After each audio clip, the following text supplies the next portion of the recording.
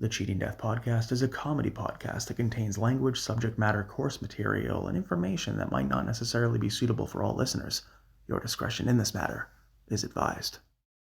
On today's episode of the Cheating Death podcast, a very special interview with the legend, the loyal Leviathan known as Dallas Cash.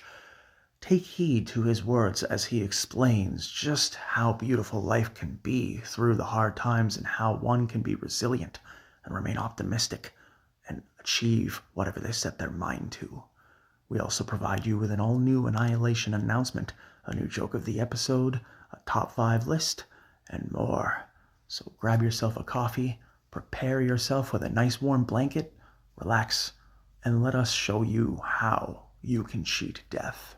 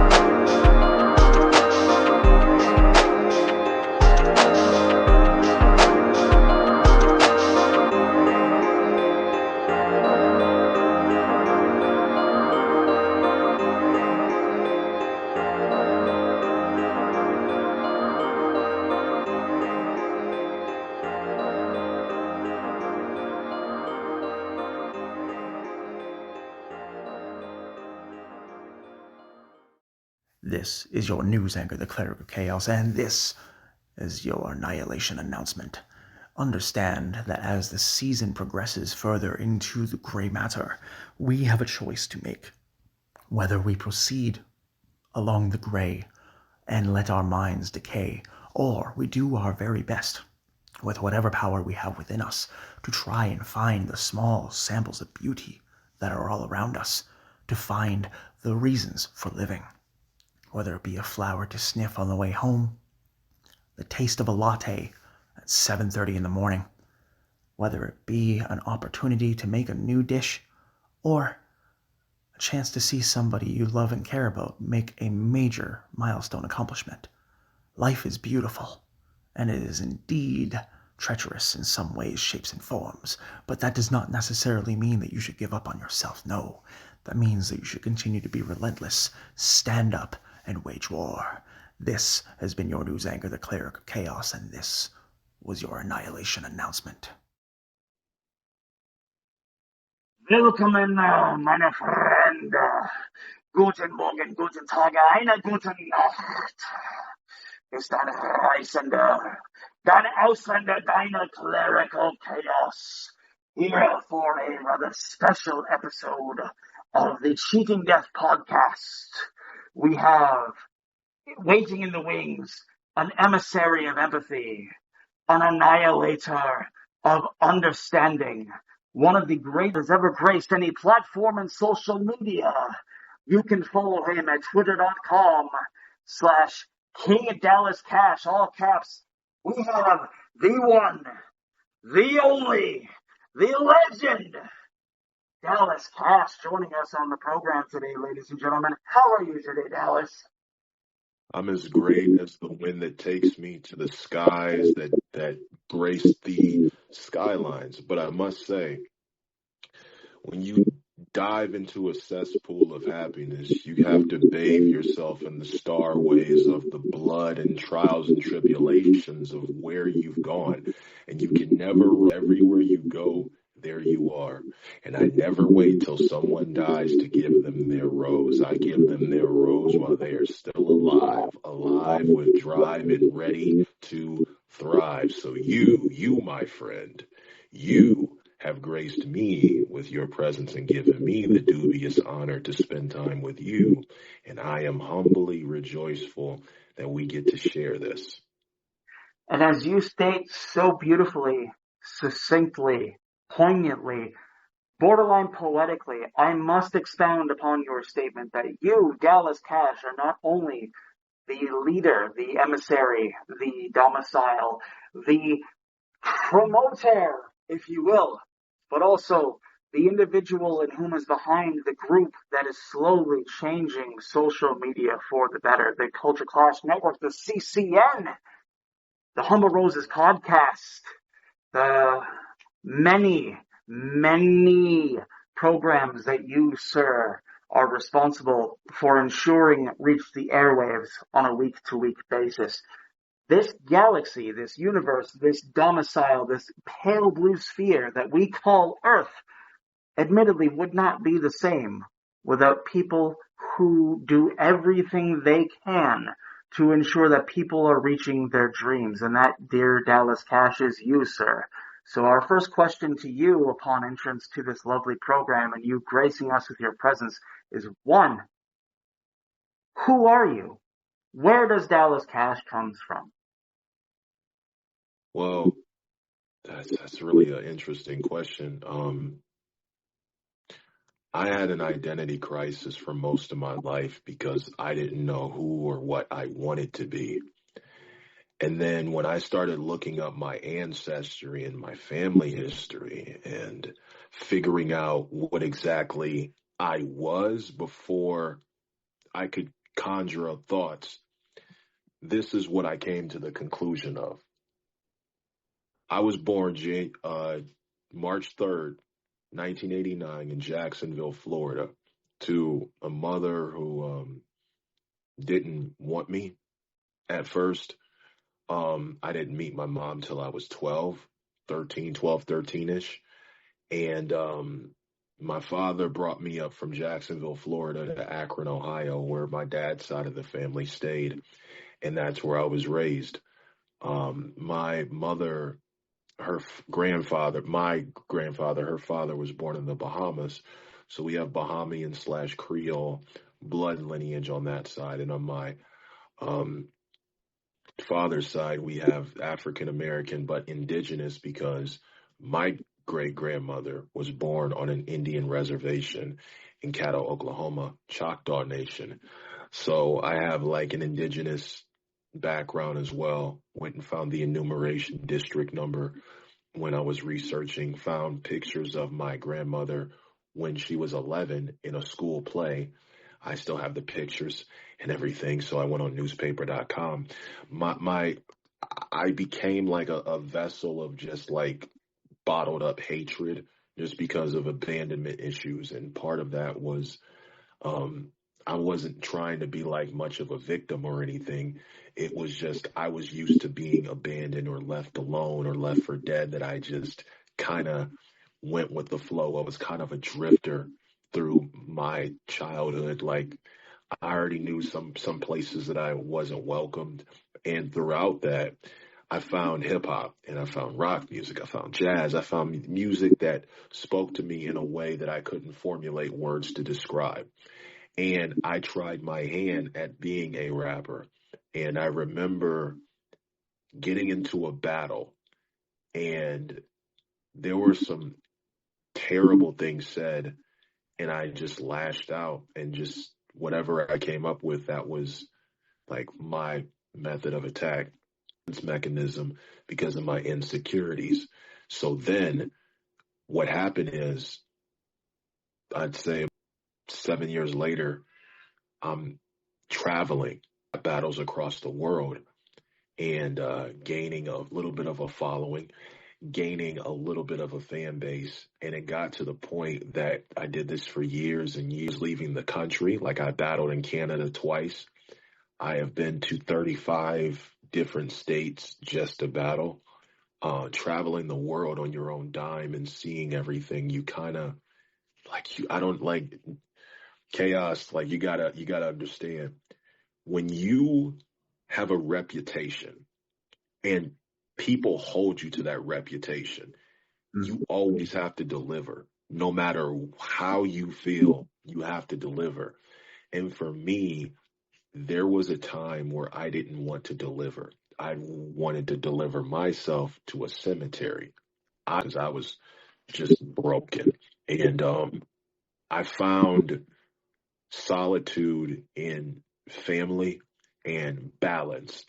And when I realized that there are people like me out there who don't get the love that they deserve, I created a podcast because of my love for wrestling, and wrestling was another. And with the Humble Roses podcast, we like highlighting those people who did what I used to do, and basically was a master at the craft, but didn't get the recognition because you weren't high on the totem pole like other people. So I was just a guy who was searching for balance and recognition, but because of my narcissism as at an early age and my insecurities and my consistent wanting of acknowledgement, I learned that it's better to take a step back and analyze. And I wanted to walk away from just rap altogether, but you can't. And especially in my consensus, because I knew day in and day out that it's always going to be part of me. Even before we were contacting each other, I was like, I'm not battling anymore. Then my friend contacted me and he said, hey, I got a battle event going on. We'll pay you. Well, I don't think he's going to see this, but we'll pay you X amount of dollars to perform and go against this guy from this city. We'll make you guys the main event. We'll film it. Can you do it? No problem. 25-minute drive for me. I normally am in the city anyway. So that's been my thing, just being a good husband, a great father, a monumental reason for people to live, because I won't call myself a suicide survivor. I'm really big on mental health, and I'm really big on connecting with people who have seen the end of the finish line and decided not to cross it on their own terms. I was weak mentally, and there's a quote that I will take from Kratos from God of War Ragnarok.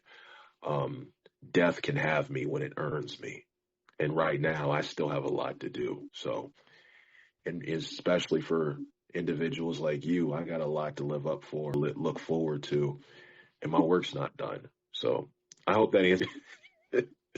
Admittedly, and rather, shall I say, succinctly, that answers it in droves in more ways than I could possibly explain in this language that I only to a remedial extent understand.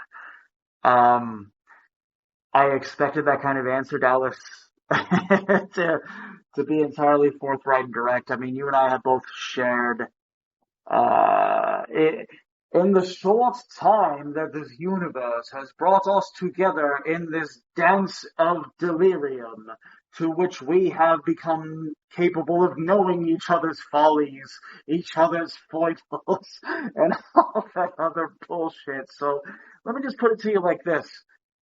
It's quite clear you have what some, as we would put it, in the sheltered variety or the no danger domicile would understand and or accept as a story needing to be told. I agree with that wholeheartedly. I think, and it's the position of this podcast, the directors, the producers, and myself, that I hope one day that you and a director of your choosing, hopefully Scorsese is still alive, but he's 83 now, so we can only hold out hope. But there is hope that one day you will be able to tell your story through a film and or movie related medium. You downplay a lot of what you do. You are extremely humble. And yes, of course, that plays into the plug for the Humble Roses podcast. But understand this. Even in your explanation, as you had answered the very first question, you'd said so poignantly and so directly and so beautifully. You didn't have to say half of that, but you chose to take a lot of that time to pay due to others who you feel have brought you to where you are. I only know you because of a mutual friend of ours within an industry we both enjoy. That one man, that one lady have brought two people who hope to do whatever they can to spread a positive ripple out into the universe. And one person brought those two people together. The kind of delivery forth on everything that you produce, everything that you appear on, whether it be Humble Roses, whether it be the Two Mamas podcast, whether it be anything you do with the Culture Clash Network, anytime I see your face, I know there's going to be something good. Anytime I see your face, I know that there's going to be a human on the other side who's not only doing this for likes, clicks, subscribes, comments, despite the fact that all of us as content creators are in there for that. We all know it. But Dallas, there are so many things that one could ask you, a man, a caliber, a leviathan of loyalty as you are. But question number 2 is simply put, what is your favorite pizza? Oh, easy. So, dude, let me tell you something. When you get a pizza, you need to have the following things on here. My pizza, okay, you need to have pepperoni. You need to have ham. You need to have bacon. You need to have green pepper. And I know my Italian wife is going. I know where this is going. I don't care. I don't care. Pineapple goes on pizza. I don't care.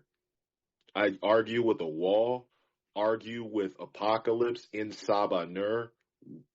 Pineapple goes on pizza. Interjecting immediately and specifically as we both feel that the listeners are going to be like, how dare you? Why did you add the pepperoni and the pineapple together? I am telling you this right now as somebody who has currently family living in Florence, Italy, and a couple of townships south. Don't worry about that. The only people who worry about pineapple on pizza are the people who worry about change. Pepperoni, pineapple, salami. The basic top 23 topping of salami balamis. Why? Because pepperoni, the mutual base. You get cheese on every pizza. Salami to add just a little bit of sodium and a little bit of extra flavor. You throw in that Popeye to give you the sweet and extra sour. Nothing matches it. So I'm wholly in agreement with you. 100%. Absolutely. No question. What's your favorite burger place where you are? I know you're in NYC. Look, man, I lived in Brighton Beach. Had an apartment there for about 8 months. It was on Neptune Avenue, I believe.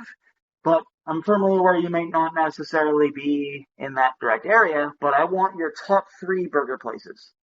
So I stay in Ohio, and our burger place out here, Retro Burger out here in Middleburg Heights is really nice. Mars Bar, definitely. Like Mars Bar in Cleveland, Westlake, Cleveland, Ohio-ish area. I'd say number 3 is Five Guys, but you gotta get the burger a certain way. So if you're gonna get a burger, get a bacon cheeseburger, and then you get mayo, A1 sauce, and hot sauce at the same time. Grilled onions, grilled mushrooms, and pickles, and you're good to go. That is a burger personified. The only person who makes better burgers than Five Guys is me when I'm grilling or smoking my patties. Because my wife will tell you I make the best smash burgers. And my personal life, if you want this recipe, I'll give you this recipe. This is the Dallas Cash smash burger. Get a smash burger, get either a double or a triple, has to be a double or a triple.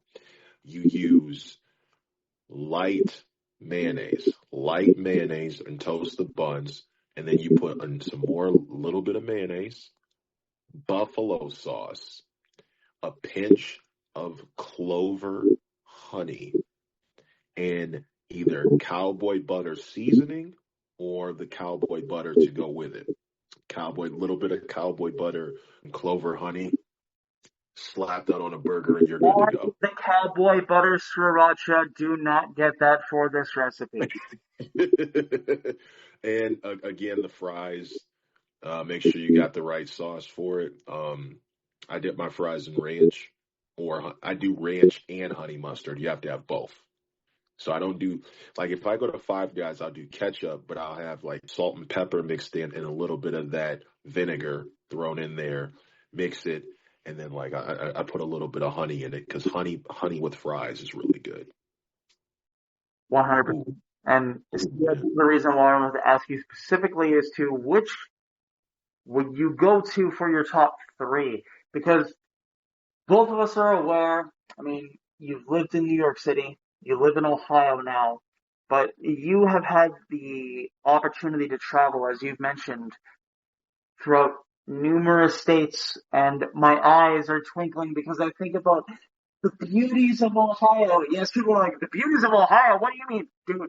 Dude, trust me, when you don't live there, there's beautiful places. The beauties of New York, the beauties of New Mexico, Los Angeles, like California, there's a whole ton of places. But what you just pointed out there, not only succinctly and very, very beautifully provides people with options, but also identifies exactly what you can do. Because a lot of people don't necessarily have an idea as to how many layers and how many different special points of spicing and making it your own that you can make when it comes to making burgers and everything else. But that being said, Mr. Cash, our last question today, and you know, I spent a lot of time trying to think what the last question would be, and I have no shame in admitting that. However, I think the fitting question that would be for the final little foray within our lovely special episode here is, what pushes you to do what you are doing now and everything that has led up to what you are as of this moment? First of all, thank you for having me.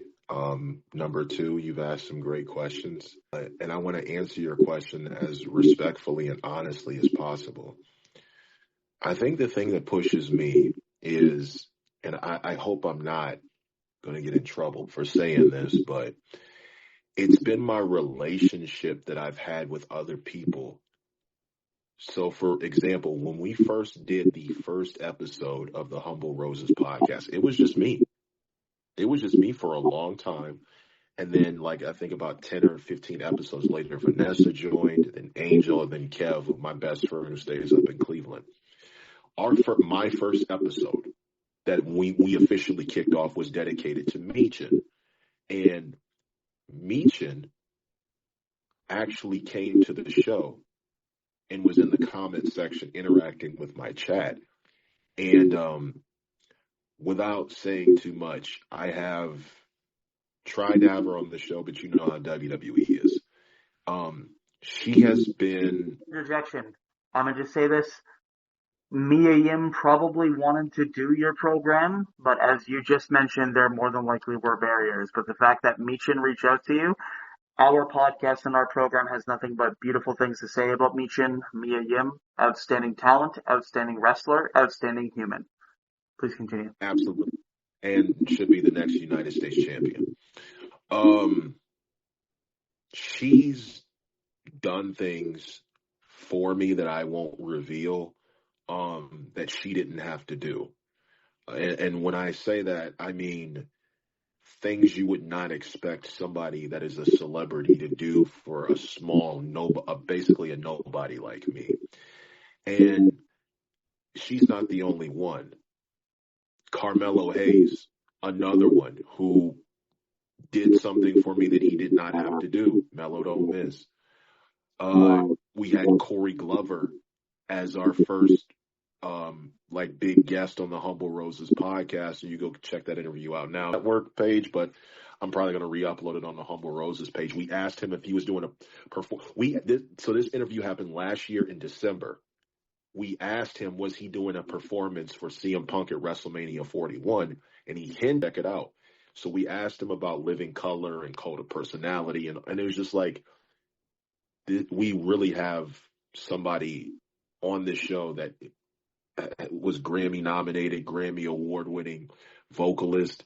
And then it started to there was like a continuum shift. Santino Marella, Mega Ran, Mosh from the Headbangers, Isaiah Broner. Like, I just started reaching out to people that I knew just did not get the love and respect that they deserved. KJ Orso, not formerly known as Fuego del Sol anymore, but he was another one. And it's just the fact that I kept pushing because I wanted to bring a different form of wrestling podcasting to that I'm still trying. It's a task, and it takes time. But for the first year, it's been one hell of a ride.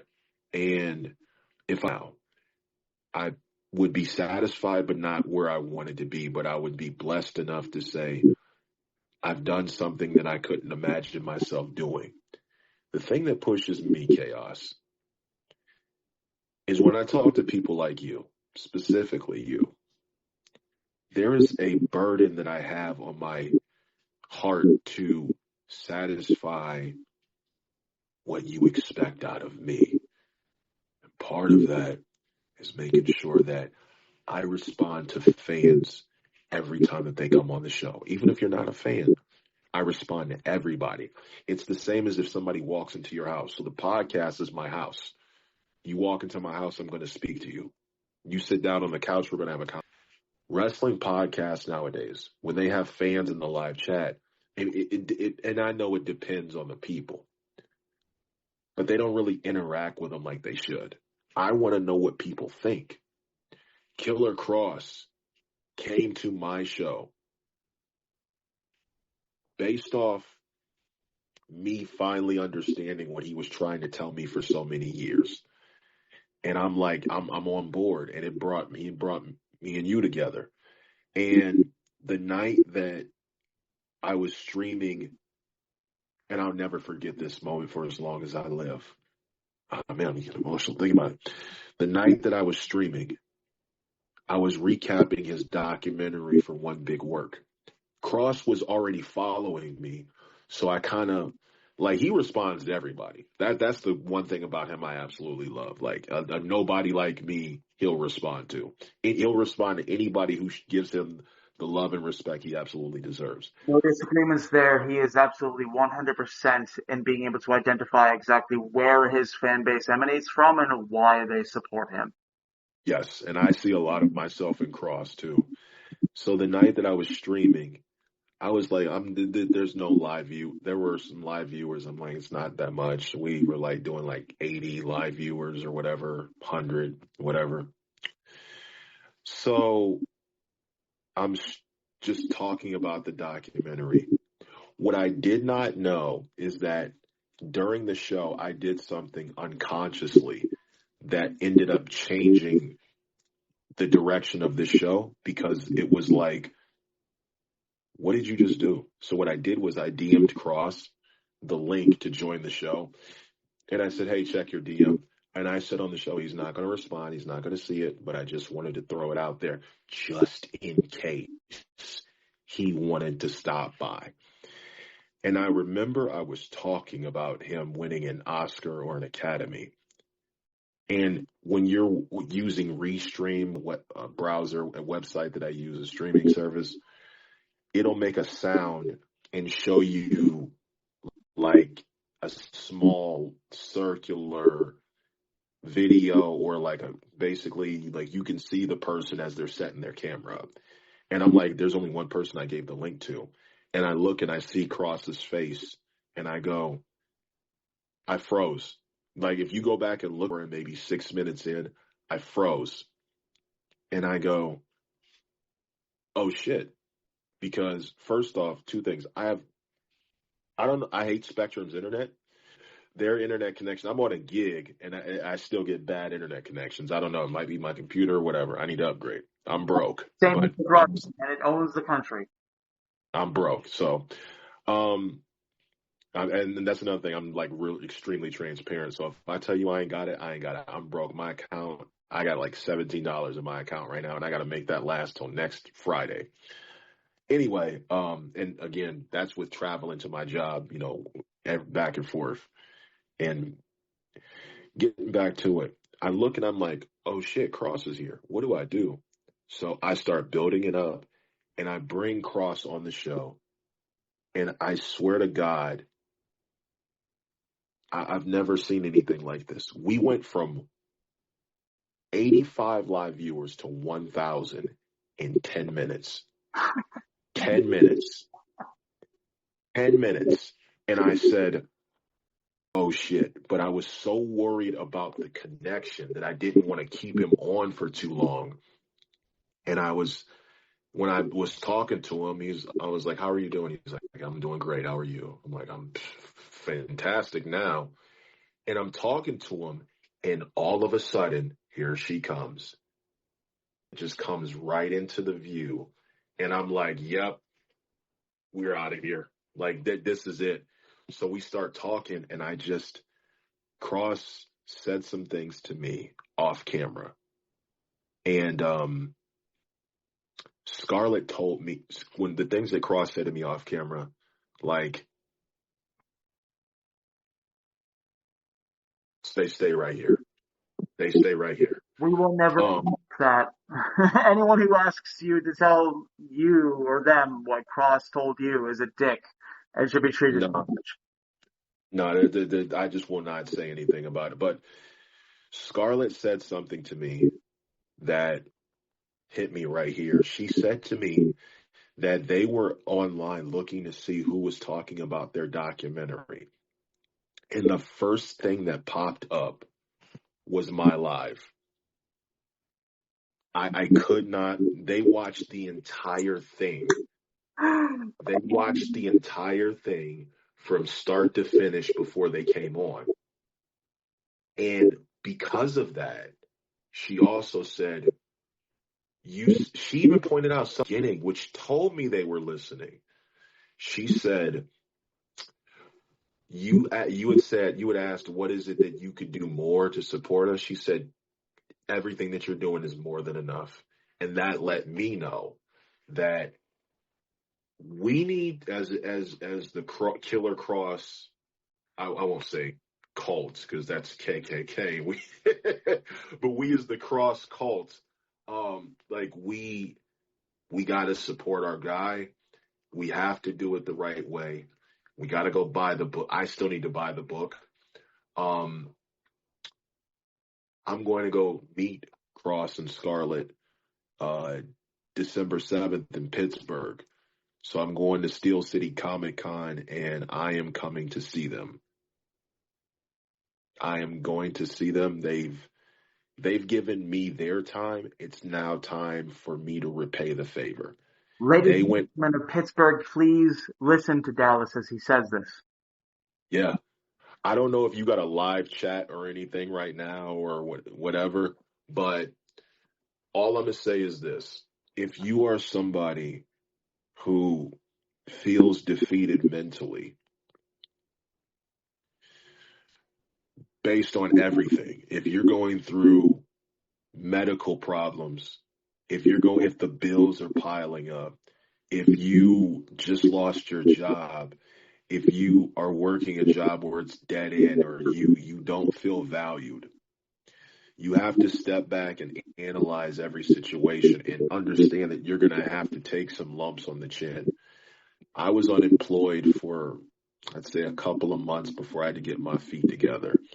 And the way that I found solace in my failures was realizing that the more that I fail, the more likely I am to succeed. You can fail 9 times, but by that 10th time, you're going to succeed. And it may take longer, it may take less.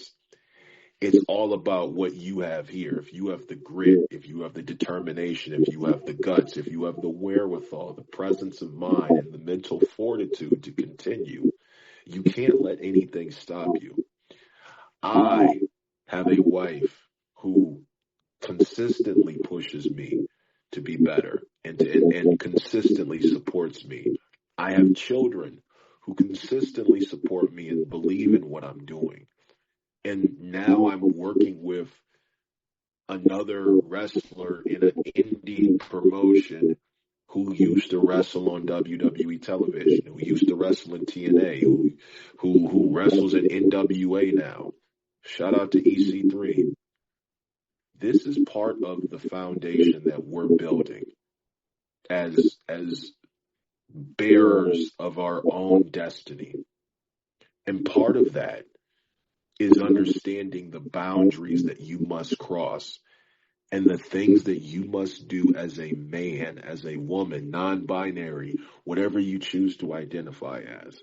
You have a duty to fulfill. And if you do not fulfill that duty, then you're failing yourself. You're kidding yourself. And there are things that, as you put it specifically and succinctly, can identify exactly how that person from within can and grab from within their soul to identify and look in front of them and see exactly what it is that they need to do. It's all unique and it's all individual to us, but we all have different roadmaps, different stepping stones, different books. And as much as I would love to push this interview to being anywhere forward to about an hour to an hour and 20 minutes, I just got a notification. So to ensure that Mr. Dallas Cash, representing the North Face, that is one of the best, beautiful sweaters I've ever seen in my life. I love it. It's so pretty.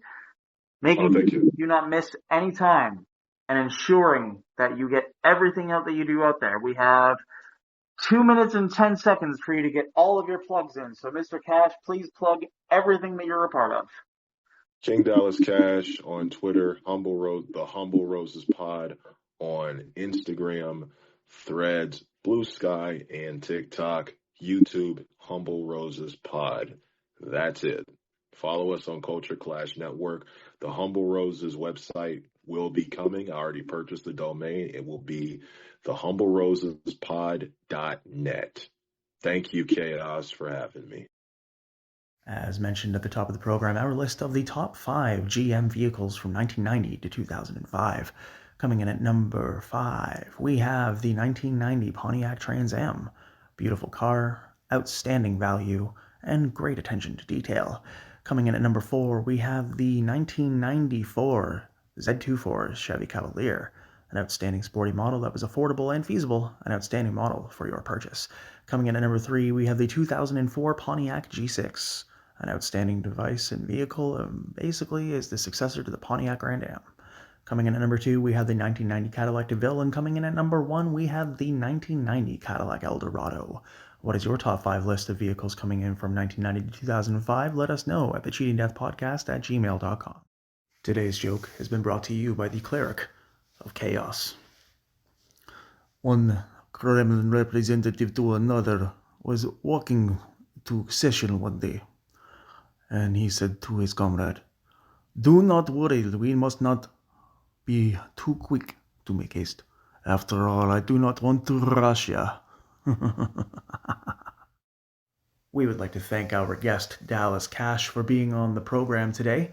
You can follow him at the links in the description below, and all of the lovely platforms that he helps build can also be supported and reached through those mediums.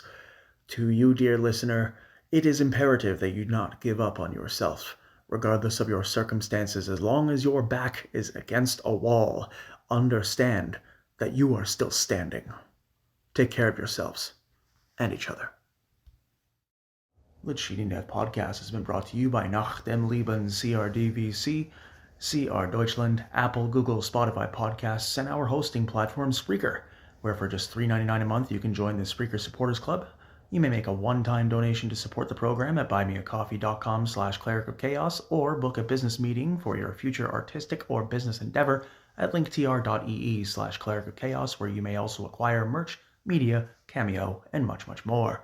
You may reach out to us for any questions or feedback at thecheatingdeathpodcast@gmail.com, and follow us at twitter.com/WeAllGDeath. You may follow the host of the program at twitter.com/Cleric of Chaos, and please follow all of our lovely producers and friends of the program at the links in the description below. If you are experiencing psychiatric duress, please call 1-800-273-8255 or dial 988 from your mobile phone in the United States or Canada. If you are experiencing a domestic violence emergency, please call 1-800-799-7233. And if you're looking to adopt a playful puppy or a cute kitten, please visit your local animal adoption rescue center. And remember, time is always slipping out of our hands. The sands drip ever so relentlessly through the hourglass. But sometimes all we must do is look at ourselves in the mirror and understand that all we need is just to look at it a bit differently and identify it from a different perspective. This program would not be possible without the likes of your listening ears. And take care of yourselves and each other. And remember, we're pulling for you. We're all in this together.